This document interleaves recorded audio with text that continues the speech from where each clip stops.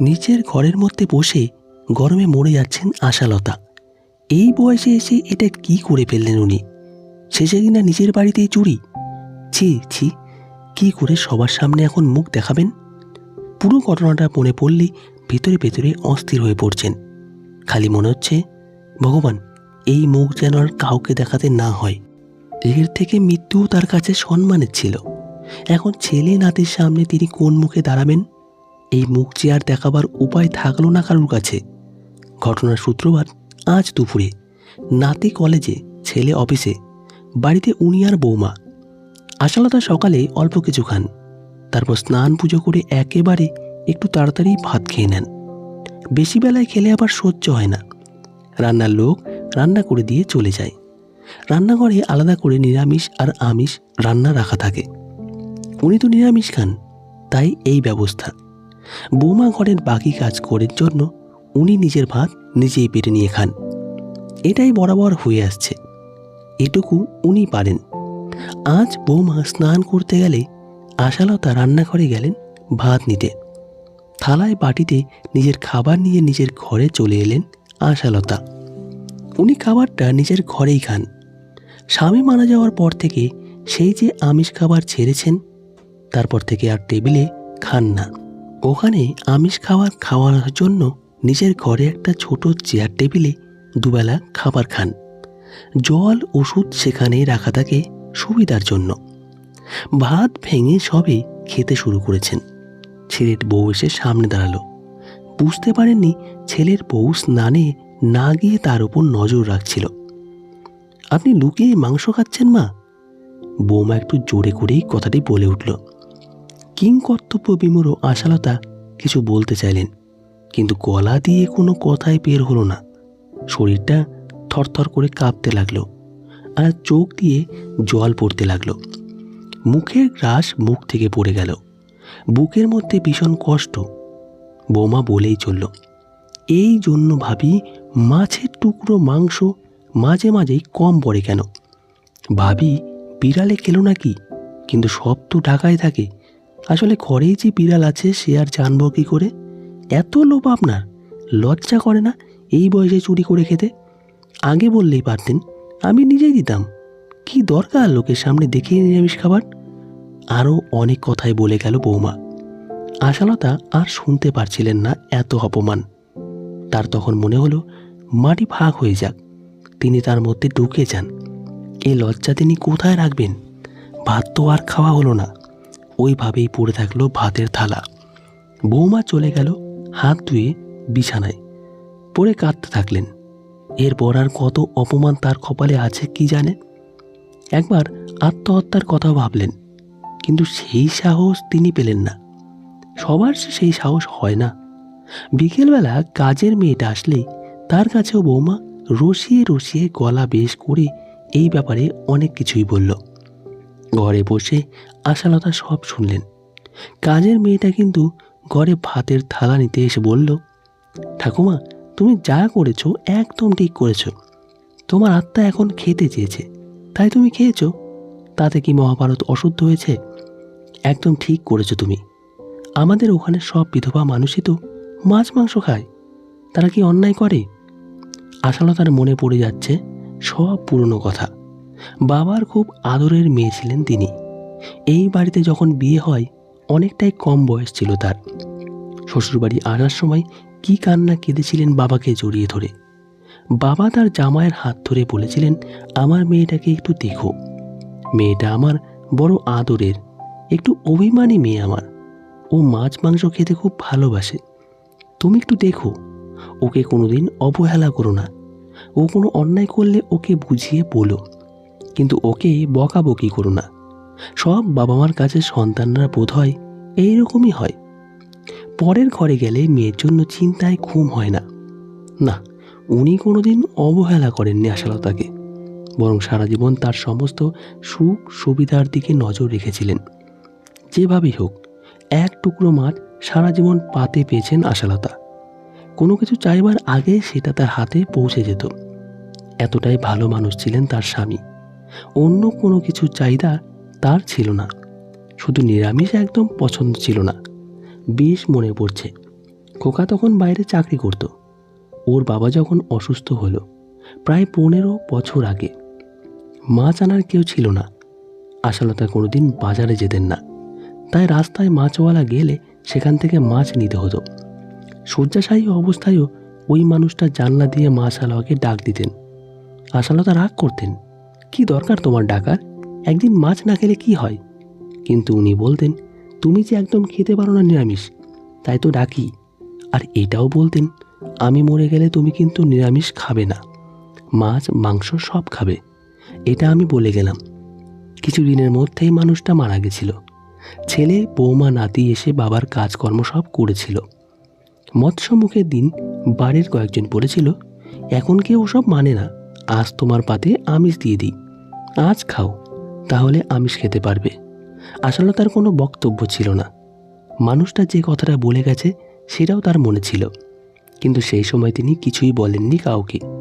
কিন্তু ওই যে সংসারে চিরদিন কিছু মানুষ থাকে যারা ভীষণ নিয়ম মেনে চলে। হিন্দু ব্রাহ্মণ বাড়ির বিধবা মাছ মাংস আমিষ খাবে, ধর্মে সইবে, কিছুতেই হতে পারে না, নিরামিষই খেতে হবে। অগত্যা তারপর থেকে এই এতগুলো বছর সমস্ত আমিষ জিনিস থেকে নিজেকে সরিয়ে নিয়েছিলেন আশালতা। প্রথম প্রথম সত্যিই খুব কষ্ট হলেও আস্তে আস্তে সব ঠিক হয়ে গেছিল। না খেতে খেতে খাওয়ার ইচ্ছেটাই মরে গেছিল। কিন্তু বেশ কিছুদিন হলো কি যে হয়েছে তার, মাছ বা মাংস বাড়িতে রান্না হলে খেতে মন চায়, কি যে ভালো লাগে গন্ধটা। অথচ আগে তো কখনো এরকম মনে হয়নি। কতই তো বাড়িতে রান্না হয়, একবার তো খেতে মন চায়নি। কিছুদিন হলো এটা হয়েছে। বাইরে বেরোলে চপ সিঙ্গারা ফুচকা দেখে মনে হয় একটু যদি খেতে পারতাম। কাজের মেয়েটাকে একদিন বলেছিলেন সে কথা, সে 2-1 দিন চপ এনে দিয়েছিল, একদিন তো ফুচকাও লুকিয়ে এনে দিয়েছিল। বৌমা সেদিন বাপের বাড়ি গেছিল, কি যে ভালো লেগেছিল, মনে হচ্ছিল সেই আগের জীবন ফিরে পেয়েছি। হয়তো বয়স হয়েছে তার জন্য নোলাটা বেড়ে গেছে তার। এর আগে একদিন ভাত নিতে গিয়ে মাংসের বাটি টাকাটা সরিয়ে দেখেছিলেন, কি সুন্দর দেখতে হয়েছে মাংসটা, গন্ধও বেশ বেরোচ্ছে। একদিন দেখলেন অনেকগুলো মাছ রান্না করা আছে, ভাবলেন অনেকগুলো আছে, একটা নিলে টের পাবে না, তাই নিয়েছিলেন। খেয়ে যে কি তৃপ্তি হয়েছিল। তারপর 2-1 দিন সত্যি লুকিয়ে মাছ মাংস নিয়েছিলেন। কিন্তু তিনি কি করে বুঝবেন বৌমা সব কুনে রাখছে? উনি তো কোনোদিন কুনে কিছু রান্না করেননি। আজ তো মাংসের এত সুন্দর গন্ধ বেরোচ্ছিল, রান্না করার সময় মনে হচ্ছিল এক্ষুনি 1 থালা ভাত খাই। তাই ভাত বাড়তে গিয়ে 2 টুকরো মাংস নিয়েছিলেন। বৌমা স্নান সেরে ফেরার আগেই খেয়ে নেবেন ভেবেছিলেন, কিন্তু হলো উল্টো। কি লজ্জা, কি লজ্জা! কি করবেন এখন আশালতা? সারা বিকেল সন্ধে নিজের ঘরেই কাটিয়ে দিলেন আশালতা। সন্ধেবেলা ছেলে নাতি বাড়ি ফিরল। ঘরের থেকে শোনা গেল বৌমা ওদেরকে দুপুরের ঘটনা বলছে, তবে এবার আর জোরে জোরে বলছে না। কিন্তু এই ঘটনা যে বলছে সেটা আশালতা ঠিক বুঝতে পারল। আরও লজ্জায় কুঁকড়ে গেল আশালতা। কিন্তু মাঝপথে শুনতে পেলেন ছেলে জোরে করে কি একটা বলল যেন বৌমাকে। ব্যাস, বৌমা চুপ করে গেল। ছেলে বাথরুমে ঢুকে গেল। তবে কি যে বলল ছেলে, সেটা ঠিক বুঝতে পারলেন না আশালতা। সবাই কেমন চুপ করে গেল। কি হলো তাহলে? এ কি প্রলয় আসার পূর্বের নিস্তব্ধতা? একটু পরে ঘরের আলোটা জেলে ছেলে ঘরে ঢুকলো, এসেই মার পাশে বসে পড়ল। রোজ তো মা ছেলে আসলেই দরজা খুলে দেয়, ছেলের আসার অপেক্ষায় থাকে যে।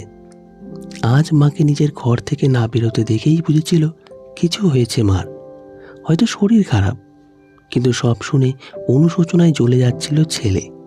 অপরাধবোধে মায়ের চোখে চোখ রাখতে লজ্জা হচ্ছিল আজ। মায়ের নত মুখটা তুলে ধরে মাকে জড়িয়ে ধরে ছেলে বলল, আমি কি তোমার এতই পর মা? রোজ বাজার যাওয়ার সময় তোমাকে জিজ্ঞাসা করে যাই তোমার কি খেতে ইচ্ছে করছে, কি আনবো? একবারের জন্যও কি আমাকে বলতে পারতে না? তোমার যা ইচ্ছে তুমি সেটাই খাবে, কারোর কাছে কোনো কৈফিয়ত দেওয়ার তো দরকার নেই। কে কি বলবে সেই সময় আমি ততটা বুঝতাম না এই ব্যাপারগুলো। তোমার ইচ্ছে ভেবেছিলাম, এখন বুঝি এগুলো সব চাপিয়ে দেওয়া হয় মেয়েদের ওপর। আজ সত্যিই আমার চোখ খুলে গেছে মা। তোমার ছেলেকে তুমি ক্ষমা করে দিও। আমি কিছু না বলতেই তুমি আমার সব কিছু বুঝে যেতে। আমি কি চাই, আর দেখো আমি এমন অধম সন্তান তোমার কি চাই সেটাই বুঝলাম না। আমাকে ক্ষমা করে দাও মা। মায়ের দুটো পা জড়িয়ে ধরল ছেলে। আশালতার চোখ দিয়ে তখন অঝোর ধারায় জল পড়ছে।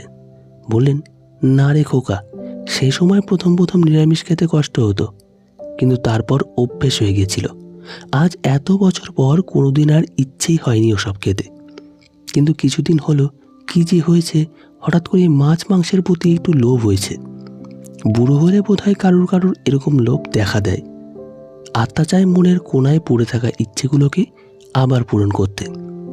আমি আর খাবো না রে, তুই এত চিন্তা করিস না তো, যা খেয়ে নে। আর বৌমাকে বল আজ রাতে আমি কিচ্ছু খাবো না, খাওয়ার ইচ্ছে আজ হচ্ছে না। কিন্তু ছেলে তো কোনো কথা শুনল না। আশালতাকে একরকম জোর করে বাইরে নিয়ে গিয়ে খাবার টেবিলে বসালো। নিজে পাশের চেয়ারে বসলো। নাতি বৌমাও টেবিলে বসেছিল। আশালতা মুখ খুলতেও লজ্জা পাচ্ছিলেন দুপুরের কথা ভেবে। এবার ছেলে বলতে শুরু করলো। বলল, তোমাদের বলছি, মা আজ থেকে আমাদের সাথে আগের মতোই এই টেবিলে দুবেলা খাবে। আর মা তার নিজের সংসারে নিজের খাবার খেয়েছে, এতে কারোর কিছু মনে করার নেই তো। সমাজ, সংসার, আত্মীয় স্বজন কে কী ভাবলো, কে কী বলল, সেটা দেখার কোনো প্রয়োজন নেই। আমার মার যা ইচ্ছে তাই খাবে, যা ইচ্ছে তাই করবে। জানো মা, আজ আমার খুব আনন্দ লাগছে এই ভেবে যে আবার আমরা একসাথে সবাই এই টেবিলে বসে খাবো। তারপর মায়ের দিকে ফিরে বলল, মা, কতদিন তোমার হাতের ইলিশ ভাপা, খাসির মাংস সব খায় না বলো তো? তোমার মতো রান্না কেউ করতে পারে না। তুমি খাও না জন্য আমি বলতে পারিনি তোমার হাতে রান্না খেতে কি ইচ্ছে করে। আমার মায়ের মতো রান্না এই বাড়ির কেউ পারবে না। আমি কালই সব এনে দেব, তুমি আবার আগের মতো আমার প্রিয় প্রিয় রান্না করে দেবে। দেবে তো মা? আমরা সবাই একসাথে বসে খাবো তোমার হাতের অমৃত। আশালতা কাঁদতে কাঁদতে বললেন, নিশ্চয় করব। আমি তো চাই কিছু কিছু রান্না করতে, আমি ভালোবাসি, কিন্তু এতদিন কেউ তো বলেনি এরকম করে। বৌমাও বলল, মা, আমার খুব ভুল হয়েছে, আমি আমার ভুল বুঝতে পেরেছি। দুপুরে ওরকম করে বলা উচিত হয়নি, আর কোনোদিন এই ভুল হবে না। নিজের সন্তান ভেবে আমাকে ক্ষমা করে দেবেন। নাতিও বলে উঠল, সব ভালো যার শেষ ভালো। ভালোই হলো, এবার থেকে আম্মার হাতের দারুণ দারুণ রান্না খেতে পাবো। সবাই হেসে উঠল ওর কথা শুনে। তো বন্ধুরা, আজকের গল্পটি এই পর্যন্তই। গল্পটি কেমন লাগলো তা কমেন্ট বক্সে অবশ্যই জানাবেন।